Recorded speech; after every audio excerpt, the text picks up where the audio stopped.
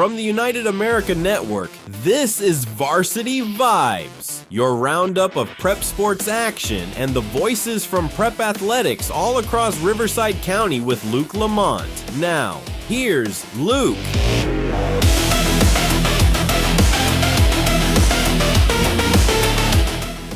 We're jumping right into girls basketball playoffs today. We're going to start with Division I for girls basketball. Riverside County, one team in that top bracket, and they were in it potentially to win it. Moreno Valley, they were into the quarterfinals after toppling Village Christian and St. Bonaventure in the first two rounds. Then in those quarters, they made it past Orange Lutheran before the dominant season and run in the playoffs would come to a close 48-40 versus LaSalle in the semifinals. Three teams to talk about in Division II, Chaparral, Murrieta, Mesa, and King all made those playoffs. The Pumas lost a narrow contest by only 2 points to Heritage to open things up. Mesa fell to King in round one, 49-41. King moved on to lose to Rosary Academy, 63-50 in the second round, ending the county's bid for any hope of a Division II title.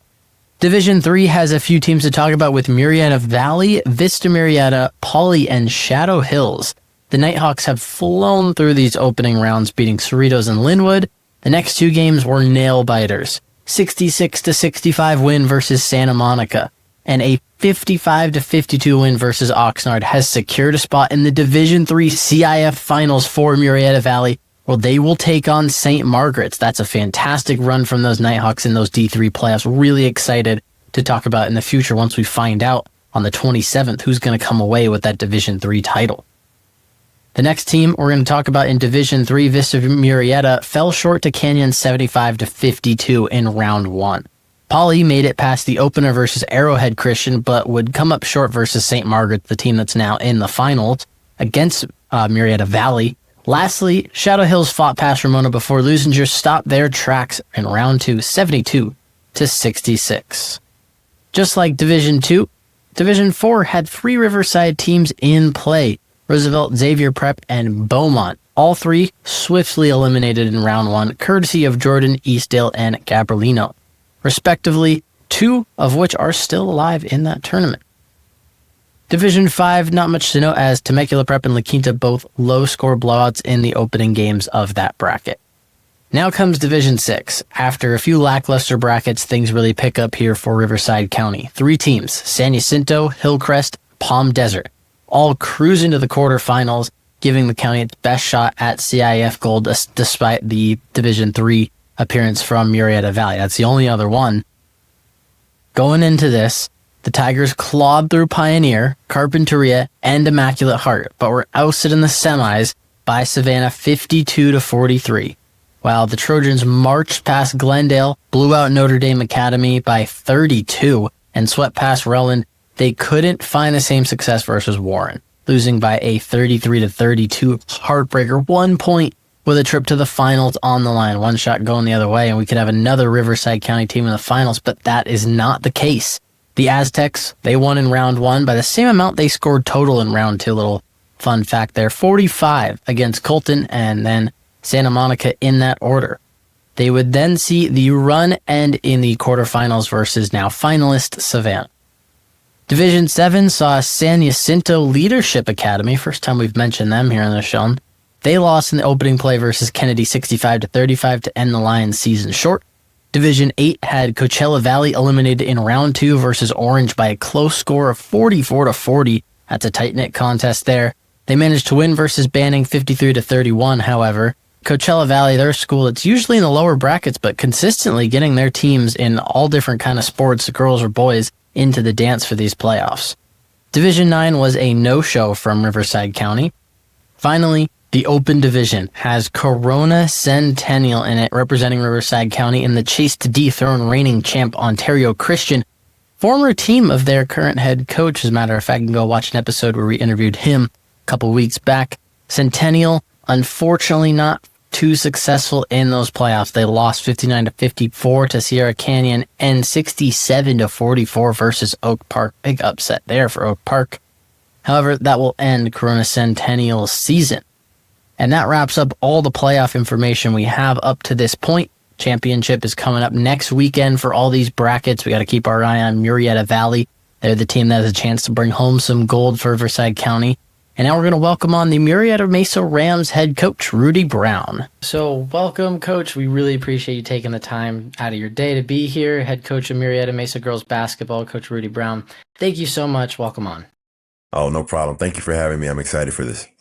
So you guys had quite a good season this year. You ended up in the Division II bracket of the Southern Section playoffs. You finished with 19 wins, only 9 losses. It's great when you got the double-digit wins and you stay single-digit in those losses. You guys finished 3rd in league. You're in the top 250 in the whole state. So first off, congratulations on a fantastic year this year. Thank you. It was a fun run for sure. So you had the success. I was curious, going into this season, what was the team's main focus in order to perform at the level that you guys did this year?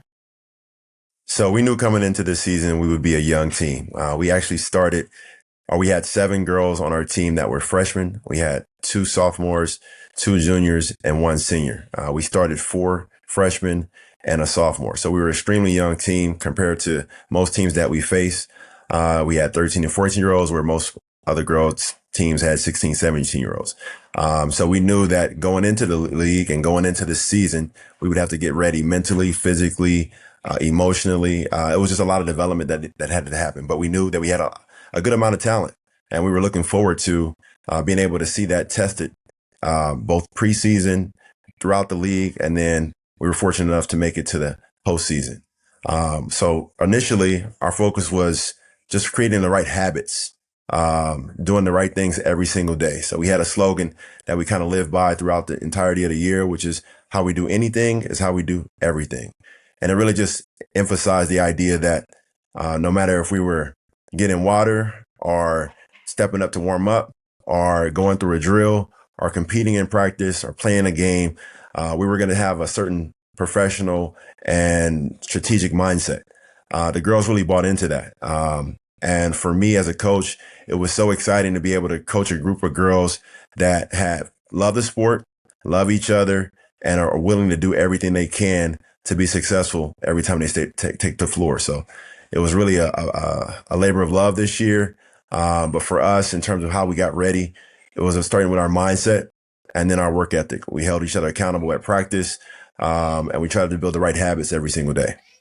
You mentioned the team being very young, and you knew that going in, and all the developmental process that you just went over. Obviously, very important and worked out well for you guys in terms of this season's success. So just really quick is like, going forward, how are you approaching the next season with this young team, and how do you feel looking into the future knowing that this young group of girls was able to do so much so early in their high school careers? Well, we feel like we built a strong foundation for success going forward. We have a majority of our team coming back. We have, like I said, we're losing 1 senior, but outside of that, we know that we're going to be pretty much on par for the next couple of years in terms of our roster, not including anybody else that we will get at the younger ages. So we're excited about that. For us, it's about leveling up.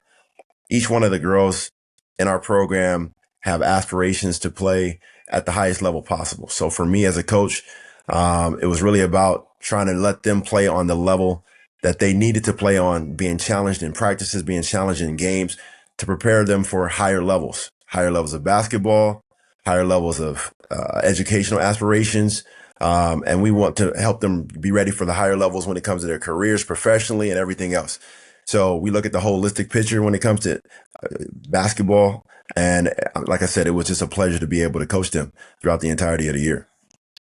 You mentioned the aspirations to go on further past just high school and stuff like that. I know that's something you mentioned was important to the program and setting that up for the future of success. And you built that foundation this year. So obviously, you made it to the playoffs this year and lost to, I believe King is a fellow league opponent, if I'm not mistaken.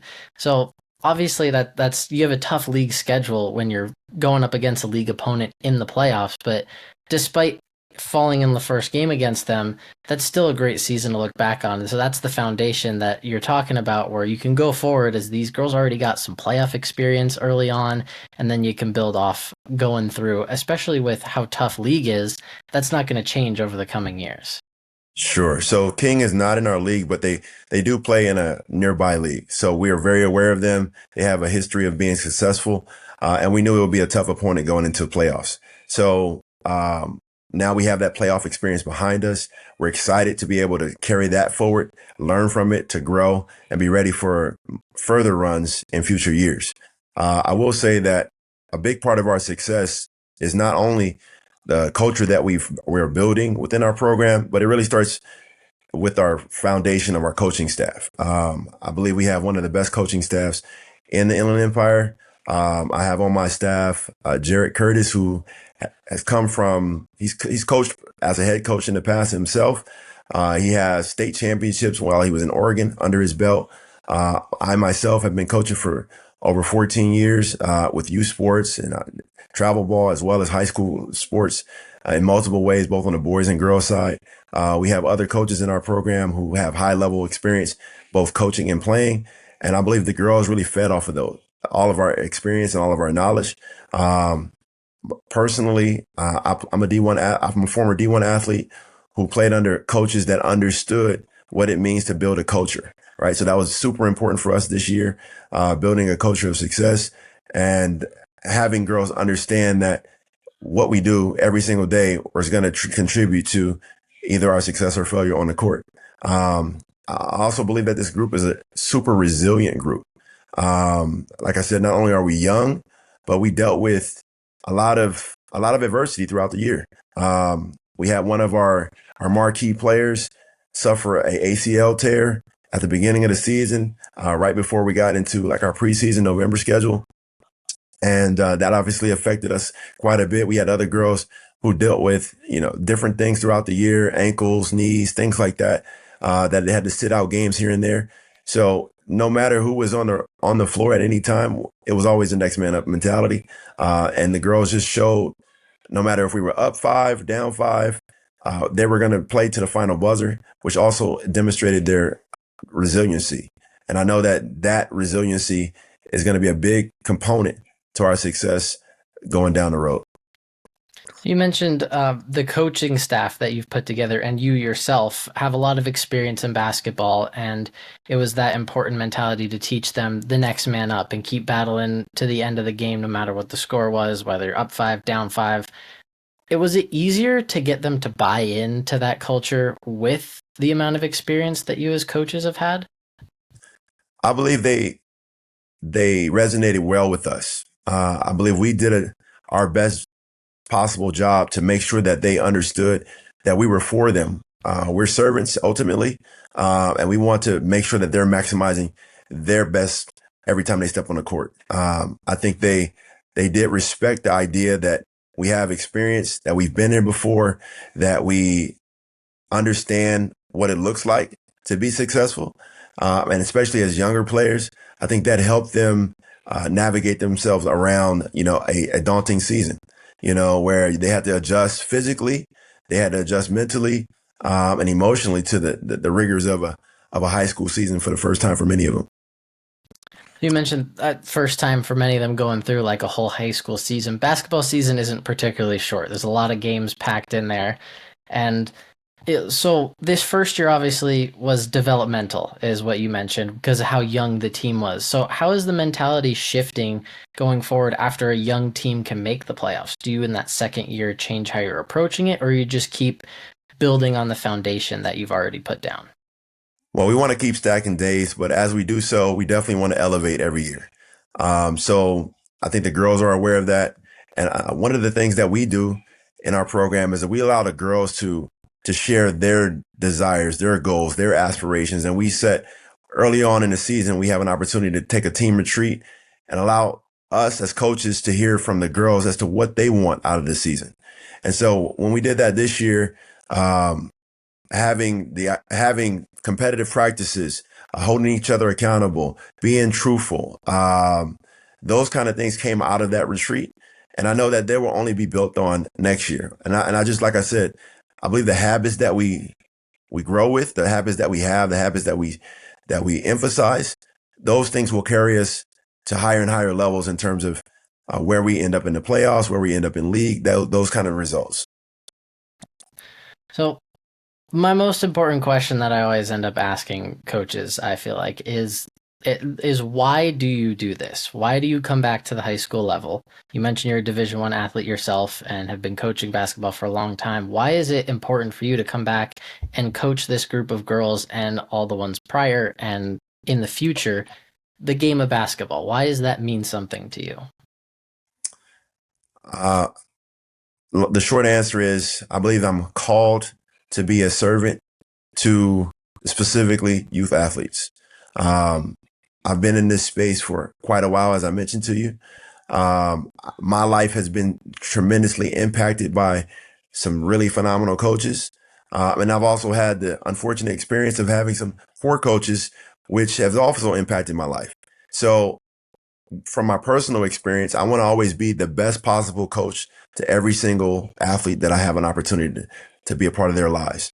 And that comes through a variety of different things. Obviously, teaching the game the right way.